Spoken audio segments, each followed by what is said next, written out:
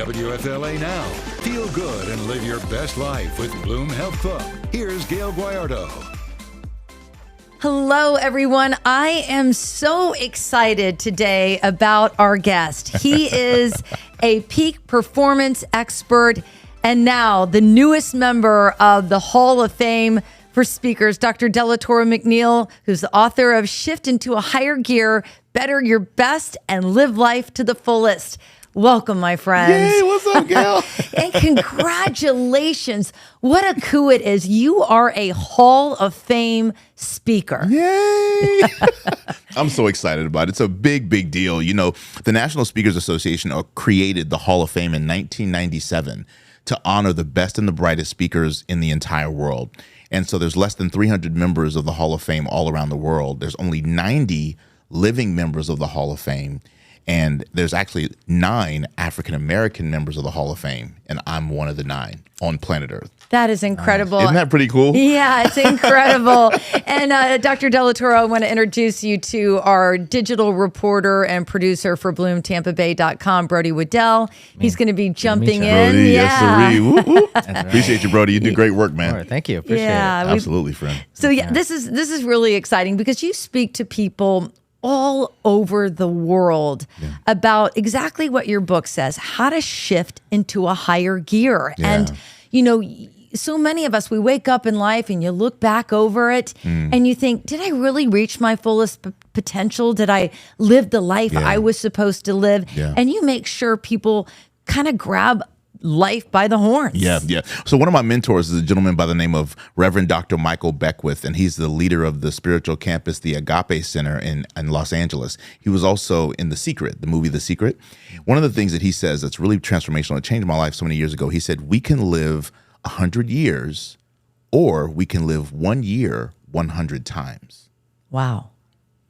Say it again. We can live 100 years or we can live 1 year 100 times. And it speaks to what you just said. Most people, Gayle, live life stuck. They're stuck in the same cycle of pathology, same friend group, same income, same habits, same mindset, same behavior. So they live 1 year 100 times. And then you have other people who live 100 unique, amazing, powerful years. And that's the reason why I created this book, because I want people to live life to the fullest. Do you know, Gayle, this is blow your mind, right? Do you know that the United Nations, so my doctorate is, I received an honorary doctorate for my 20-year body of work in the professional development industry. And I'm an envoy ambassador to the United Nations. And so I've done a lot of work with them. The international life expectancy of the average human being is 72.6 years young. The global international life expectancy is 72.6. So if you take 72.6 minus your age right now, that tells you, my friend, how many summers you got left. Wow. Wow. That does put it into perspective. It puts it into perspective, and it's like, okay, cool. If I got 30 summers left based upon that example, if I got 25 summers left, if I got 50 summers, what am I going to do with my life? What am I going to do with these years that I've been blessed with? You know that you stand a better chance of being struck by lightning, Gayle, than actually being born? What? Statistically. You stand a better chance of being struck by lightning than actually being born. So the sperm that made people spend so much time in their life trying to win the race that they already won. Just to be born, you won. You won already. Now it's, you know what I'm saying, Brody? It's how do we live the life that we were given to the fullest? Right. And so many of us don't live it to the fullest. We're stuck. We're stuck in that loop. and what it is. It's like a rat on a wheel. Right. And what I love about you, because I think people embrace your messaging, is because you don't talk about changing. You talk about shifting. Yeah. And the analogy is, and I full disclosure, I've never really ridden a motorcycle. I maybe have been on the back of one, but I've never actually taken on the handles. But you kind of say that's how life is and changes. Yeah. So I ask people all over the world, I say, how many of you guys have ever seen somebody on a motorcycle and look really cool? Every hand goes up. I say, how many of you guys think that would be cool and one day you'd like to maybe ride? Every hand goes up. How many of you all have actually ridden? 95% of the hands go down. I say, well, why don't you ride? The number one answer I hear all around the world is, I'm afraid. So if the only reason why you don't ride is because you're afraid, then the truth is we're not living our dreams. We're really living out our fears. Right. So for me, the motorcycle is just a metaphor for things that we fear in life and business that we really don't have a need to fear. So how can we embrace? So what I did to get over my fear, or I didn't have a fear of motorcycle riding, but I went to a class. I went to a motorcycle school, took the class. It was amazing. And then I said, you know what? This is awesome, but I work hard as an entrepreneur. I don't want to do all the gear shifting manually with my foot. So I bought an automatic motorcycle. So my motorcycle is amazing. I have a Honda Goldwing. It's amazing. I can go from here to California back and without breaking a sweat. It's a touring bike, but it does all the shifting internally, which is kind of neat, right? Yes, I like that. But if we think about it, like in life and business, Gayle, right? The purpose of a shift is to help us go further, faster, with less effort, and what I love to say is with more vacations. And what I mean by that is this. If we want to go 90 miles an hour in our marriage or in our parenting or in our physical body, our vitality, our nutrition, right? Our friend group, right? Our real estate portfolio, our retirement account, any area in our lives where we want to go further, faster. If you look on the dial on a motorcycle or even on an automobile, when you go faster, you increase what's called your RPMs, your rotations per minute. So the reason why you can't go to 90 miles an hour in first gear is because the rotations per minute will not allow you to do it. So you have to shift so that way the engine is working less hard to help you go at a faster speed. So here's the thing. If you just learn to make small shifts that'll make a big difference, life will automatically open up more doors for you.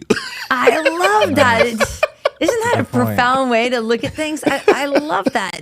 And I think it's really cool, a statistic that you and I, because we're so blessed, Dr. Delatorro joins us on Bloom, which is our global syndicated talk show. So we're super excited to have him in the Bloom Health Club. But you talked to me about a really interesting statistic about the people that you surround yourself with. Yeah. And that handful of people can either make or break your life. Absolutely. So the U.S. Census did a study, and they determined that we will earn within 10 to 15 grand of our 5 closest friends. So if you take your 5 closest friends and you kind of look at the average income that they make, more than likely, you are earning somewhere in the vicinity of what your friends earn. Why? Because birds of a feather flock together.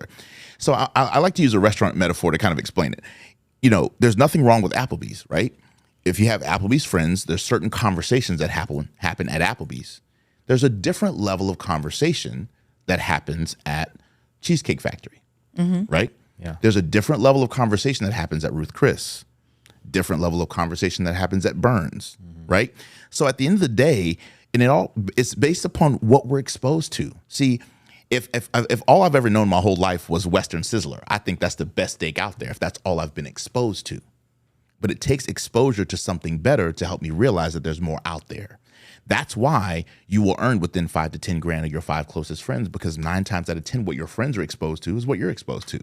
So if you want to shift your income, shift your 5 closest friends. That's amazing. Denzel Washington said, if you hang around 5 millionaires, you'll be the 6th. But if you hang around 5 idiots, you'll be the 6th. Idiot. Yeah. That checks out. I love it.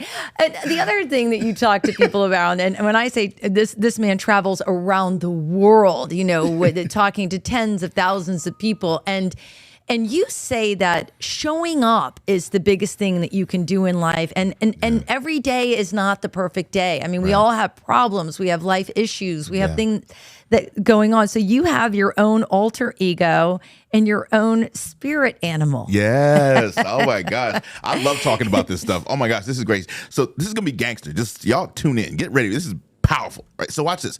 I firmly believe that every one of us needs to have a superhero and a super shero that we tap into when we ourselves don't feel like being our best, right? And so my spirit animal is a lion, right? And one of the things that I love, this is going to blow your mind. I talk about it in chapter 10 of my book, Shifting to a Higher Gear. One of the things that blows my mind about the lion is that, do you know that the lion all around the world is considered the king of the jungle? But the truth is, Brody, the lion actually has a lot of disqualifying attributes about itself that don't qualify it to be the king of the jungle. And when I ask audiences all over the world, I speak to a lot of corporations and associations, and I say, how many of y'all have ever doubted yourself? Hands go up everywhere. Every hand goes up. How many of y'all have limiting beliefs about yourself? How many of y'all have ever felt like you're not good enough? Every hand goes up. I said, well, guess what? You're in great company, because the lion is the same. If you think about it, the lion's the king of the jungle, Gayle, but the lion is not the fastest animal in the jungle. The cheetah is a whole lot faster. The lion is the king of the jungle, and the lion is not the biggest animal in the jungle. The elephant is a whole lot bigger. The lion is not the heaviest animal in the jungle. The hippopotamus is a whole lot heavier. The lion is not the smartest animal in the jungle. The monkey is a whole lot smarter. He's not even the tallest animal in the jungle. The giraffe has got him on that one. He's not the most agile animal in the jungle. The snake has got him on that one. So he's not the fastest. He's not the biggest, not the heaviest, not the tallest, but he's the king of the jungle for one reason. The lion looks at all those other animals as lunch. That lion says, when I take you down, I feed my family for a week. The reason why the lion is the king of the jungle is because he believes that he is. And when we have a lion mentality about our lives and we realize, listen, I might not have the biggest social media following. I might not have the biggest email database. I might not have been born by two parents and got a trust fund. I might not have gotten the most amount of money during the PPP, during the recession. I might have these clear-cut disadvantages. But the biggest thing that the lion's got going for himself is his roar. And when the lion roars, you can hear his roar for 5 miles away. And his roar paralyzes its prey. So every one of us have to tap into our inner voice.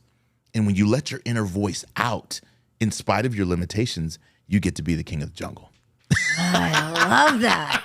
Isn't that I powerful? love that. I have a million questions for Dr. Delatorro, but Brody, step in here, my friend. Tap into this man's wisdom. Right. I wish I knew. You talk about shifts. How do people identify like what parts of their areas in their life they need to make shifts on? So the number one question I love to ask is, where do you feel stuck? If there's an area where you feel stuck, it's time to make a shift. If there's an area where you feel like you're underperforming, it's time to make a shift. If there's an area in your life where you feel like you've just kind of plateaued, it's time to make a shift. Also, if there's an area in your life where you feel like you're putting in a ton of effort, but you're not getting the result you want, it's time to make a shift. Think about it, that stick shift car, right? Yeah. You're in first gear and you're like trying to get the car to go faster and you're learning how to drive stick and you get all that and the clutch and the gas isn't working quite correctly, and things right? start grinding. You're like, right. Grind is a sign of inappropriate transition between gears. See, we're taught, oh, go out there and grind for your dream. Just grind for it. Get no sleep. Wake up at 3, go to bed at 2 a.m. to make the dream happen. Nothing that God created grinds. If you think about it, nothing that God created grinds. Does a bird grind to fly? No. Does a fish grind to swim? Nothing. Grass doesn't struggle to grow. The sun doesn't struggle to shine. The moon doesn't struggle to shine. Nothing God created grinds. It flows.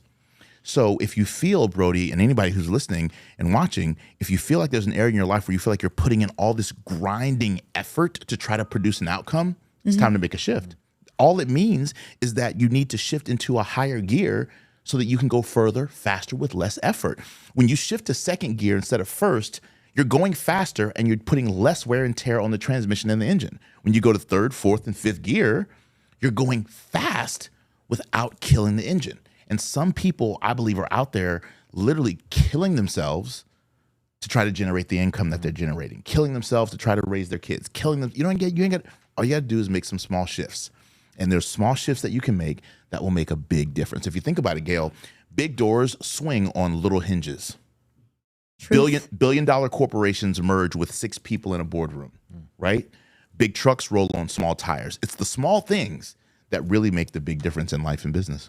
But I want to get back to the grind because I think, I want to play off that word because I think so many of us get stuck in the grind that we can't find the time, the energy, or even the mental capacity to make the shift and to do better. I mean, you get caught up in whatever the grind is. Maybe it's the corporate grind, like the entrepreneurial grind. Right. Yeah. It could be corporate, it could be entrepreneurial, it could be the marital grind, it could be the relationship grind. At anything that we do in life and business, at the end of the day, after a while, it could be a grind. Going to the gym, doing the same workouts all the time, right?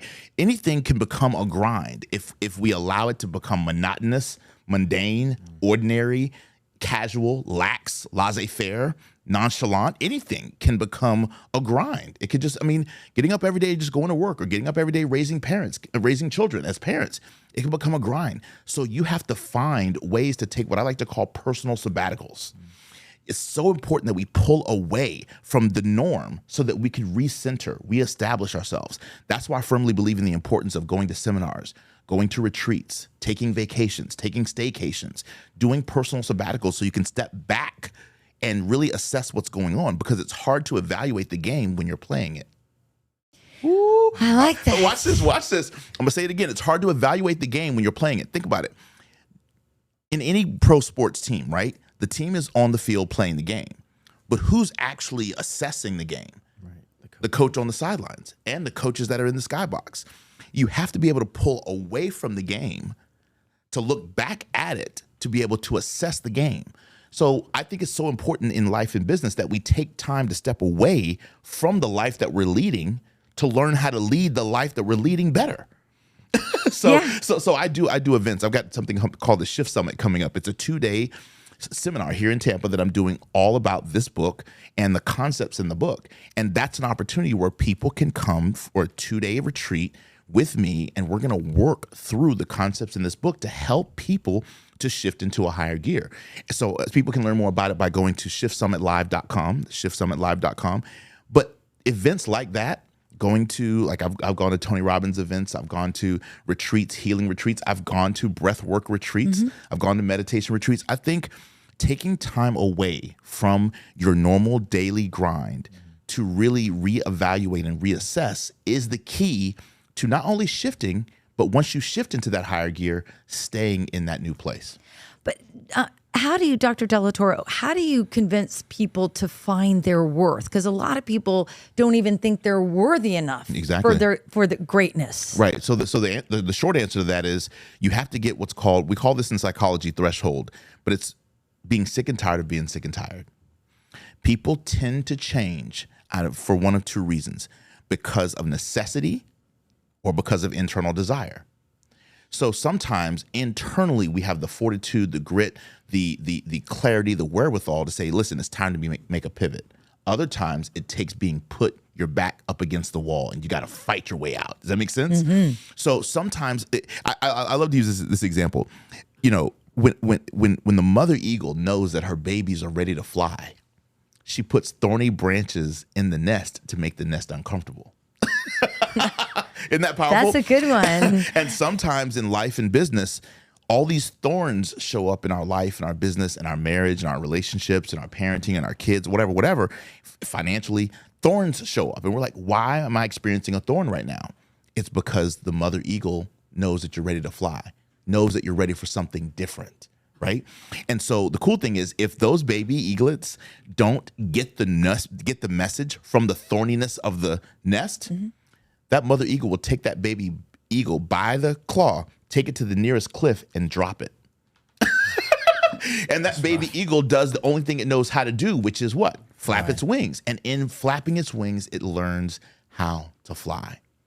That's beautiful. So we have two choices in life. Either we can say, I'm tired of this income level. It's time for me and my family to enjoy a higher income level. And you can either make that proactive decision, or you can react to getting laid off and get forced into coming up with a different income level. Does that make sense? Yes. Or because most people work jobs, JOBs, just over brokes, to earn income that their expenses have already outgrown. I'm gonna say that again. Most people work JOBs, just over brokes, to earn income that their expenses have already outgrown. So for most people, they have more month at the end of their money, Gayle. Man. It's so true. It's so true. And that's why people are like, I can't get ahead. Yeah, I mean, you told me on this show to be candid. So I'm trying to be candid. Yes, right? I love it. Right. So if that's the reality, we got to shift out of that, because that is what puts your back up against the wall. It's stuff like that that makes you say, I'm tired of life like this. I deserve more for myself. So for the person who's listening and watching and saying, listen, you know, Dr. Delatorro, I hear what you're saying. It makes sense. You've got to get to that place within yourself where you say, I'm sick and tired of this. I deserve more. I deserve better. And I'm going to expect more from myself. See, Gayle, I firmly believe this. Most people prefer known hell rather than unknown heaven. So true.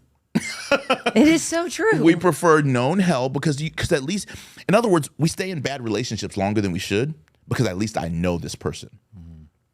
But even though that person treats me bad, at least I know it. I have some level of assurance and confidence around that which I know. And because the unknown tends to be fearful for most people, I'd rather stick with the demon I know than the angel that I don't know, unfortunately. And that happens with jobs. It happens with relationships. It happens with mindsets. We could do this all day long. Does that make sense? So we have to be willing to shift out of what we don't want to get into what we desire. But you got to believe enough in yourself, and you got to be around people who believe in you. And that's so I want to speak to something you asked earlier, which was, you said, Dr. Delatorro, how does someone shift out when they don't feel like they're worthy? It's hard to see the picture when you're the frame. Think about it. If I was to ask that TV frame right there, what's on the screen, the frame can't tell me because it's encasing the screen. It takes me, who's 5 feet looking back at it, to say, oh, there's the Bloom logo, right?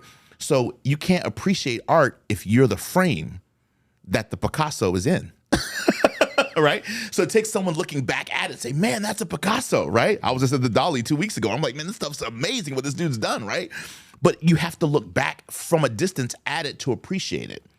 And the further back I go to painting with a twist a lot, well, I'll take my daughters and stuff like that.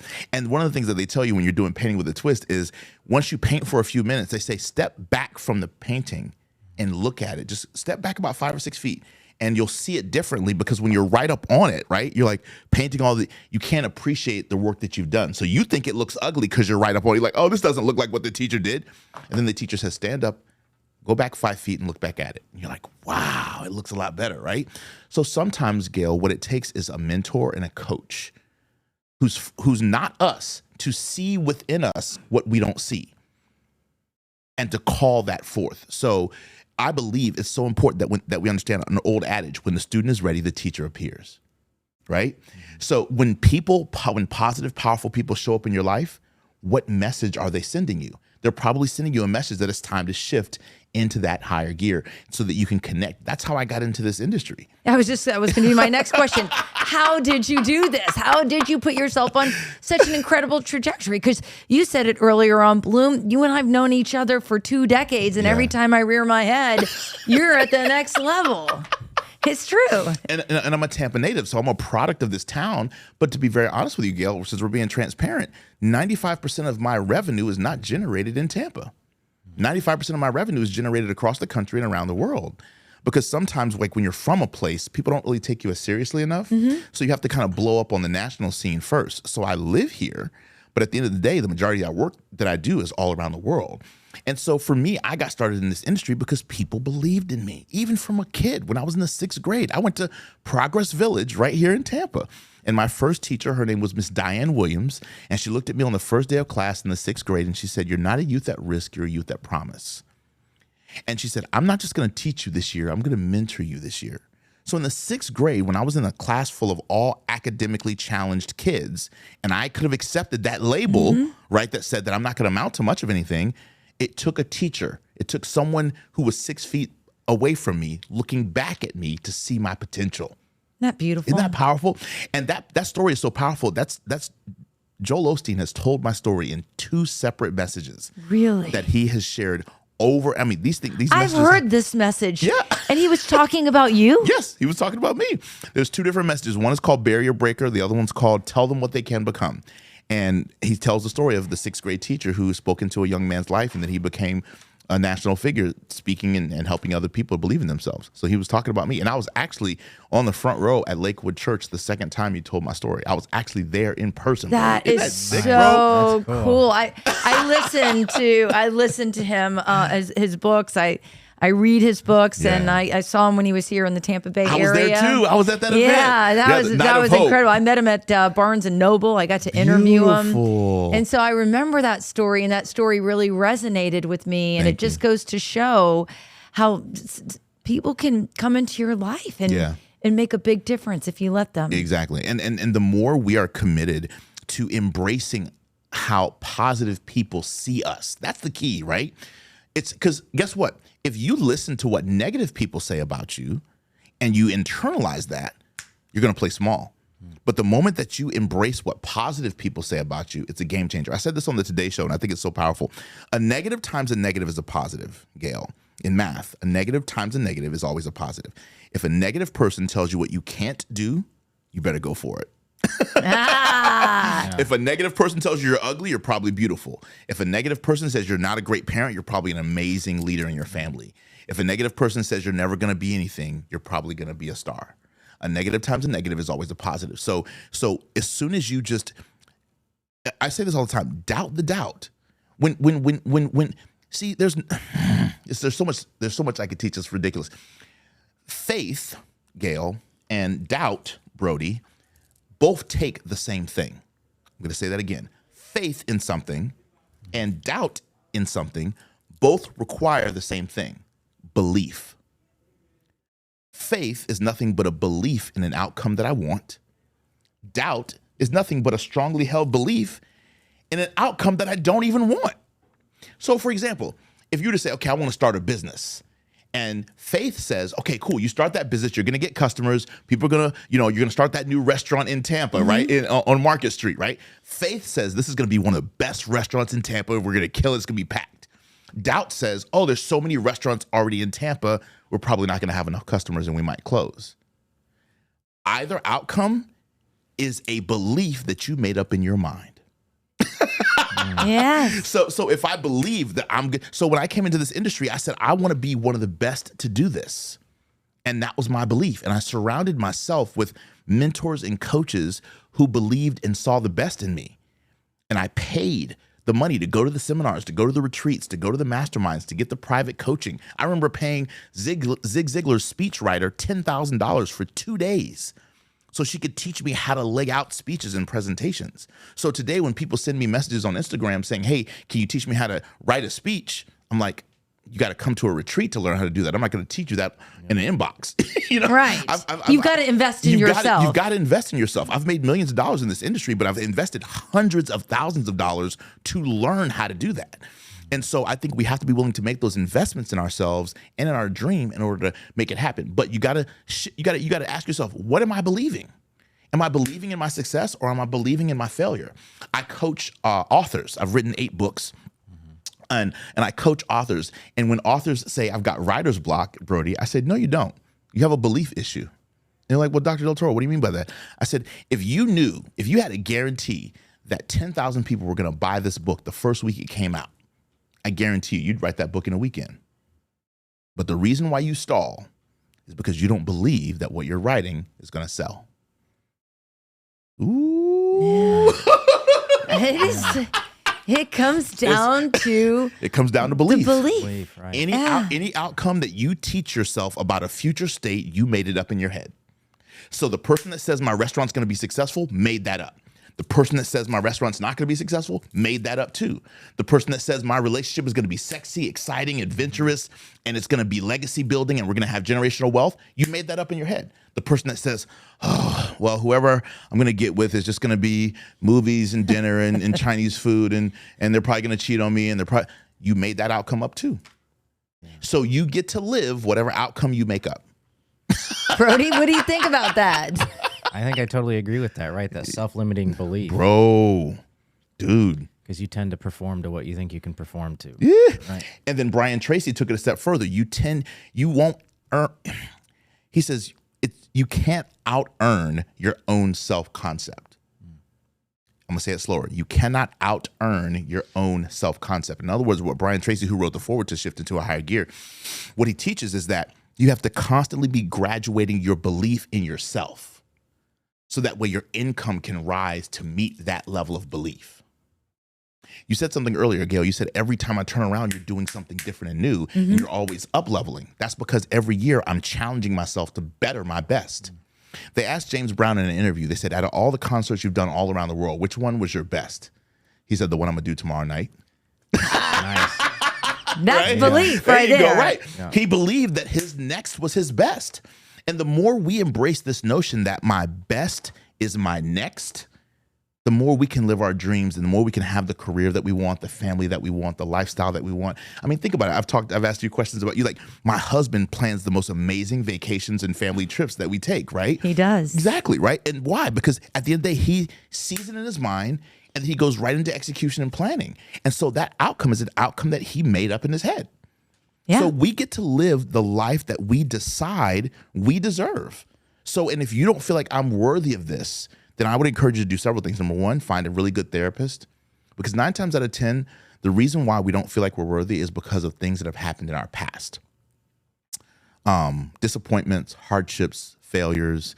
Most of us are so hard on ourselves because life hasn't worked out the way that we wanted, the way that we expected, the way we had mapped it out. So when life doesn't work out the way we had planned or expected, what we tend to do is we say, oh, well, it's always going to be that way because that's the way it was in the past. Or maybe a childhood trauma kind of put in your head that you didn't deserve anything more. Maybe you were taken advantage of. Maybe you were manipulated. Maybe you were abused. I've seen all of it. And so that's why I believe in the importance of therapy. I believe in the importance of mental health. I've had a therapist in my life for over 10 years. And what has helped me to continue to shift and level up is constantly talking to somebody to help me through things. And I didn't go through necessarily physical abuse as a child, but my childhood wasn't the easiest. I grew up with a stepfather who was physically abusive to my mom, so I watched domestic violence happen in my household. You know, my parents divorced when I was 2. Me and my dad are best friends. He's amazing. He's an incredible dude. You know, so my mom passed away 10 years ago. So when my mom passed, I went through therapy to overcome grief, right? As a single father, you know, making sure that you're doing the right thing for your kids. So my point is, for any of us who don't feel like we're worthy enough or good enough or we could succeed at a higher level, that's what mental health counseling is all about. And I think when we can go back into yesterday, yesterweek, yestermonth, yesteryear, and heal those previous versions of ourselves, then we can step into today and say, I own this because I'm better now. And I talked about this in the book. We have to shift from life happened to me, which makes me the victim, to life happened for me, which makes me the victor.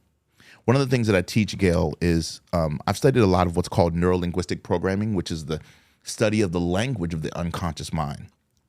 And when you study NLP, and I teach NLP to my students, so I train speakers, authors, and coaches, and I help them get a start into the professional speaking industry. I've trained over 500 speakers, authors, and coaches and influencers.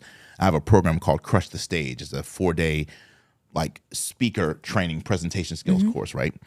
People can learn about that by going to crushthestage.com. But when I teach that program, I teach NLP. And when I teach neurolinguistic programming, I teach people that the unconscious mind cannot process a negative directly. So if I say, Gayle, don't think of a pink elephant in the corner of a room, it's the first thing you think about, right? Right? If I say, don't slip and fall, most people slip and fall. Why? Because if I say, don't lie to me, or if you tell the kid, don't spill the juice, what happens? They spill the juice. That one I know.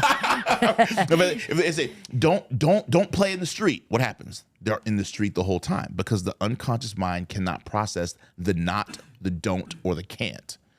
So what we have to learn how to do is speak in the affirmative of the things that we want. So instead of saying, don't spill the juice, what you say to the kid is, hold it with both hands, right? Instead of saying, don't play in the street, say, keep the ball in the yard. Instead of saying, don't lie to me, to the person you're arguing with, say, tell me the truth. I'll reward your honesty. Does that make sense? The more we can learn to speak in the affirmative, the unconscious mind hears the command, it hears the suggestion, and it allows us to be able to move forward powerfully. So we have to understand the power that we have to really shift our mindset by not just shifting our conscious mind, but by shifting our unconscious mind. Does that make sense? It does, 100%. And so one of the biggest things that I've learned in NLP also is the difference between being at cause and being at effect. When you say this happened to me, I get to be the victim and I get to be at the effect of some outside cause, right? But the moment you say this happened for me, the divorce, the bankruptcy, the layoff, the business partner that stole the money, in the moment, it doesn't feel good. It hurts. But as you heal from the hurt, it shifts and you say, man, my business is actually better because of that person leaving, because the exodus of the wrong person being in my business created a vacuum for the entrance of the right person to be in my business. Yes. Isn't that powerful? Yeah, it's so true. You're so right. I mean, I think so many people get caught up in the bitterness and the Yeah, anger yeah. and the darkness Yeah. that it really takes over their body, and does. they're only doing themselves a disservice. I love your stance on getting out of the victim mentality Yeah. and realizing this is just opening the doors for Yeah. something much better. Exactly. I mean, Gayle, you saw me walk through that earlier this year, right? I was in a relationship with a young lady, and there were some traumas that she was having. And before we were to step into marriage, I said, I want you to go to therapy to get those traumas dealt with. She didn't want to deal with that. So she said, okay, hey, I'm out. And it was devastating for me and for my daughters, but she had to make that choice for herself. But the exodus of the wrong person creates a vacuum for the right person to come in.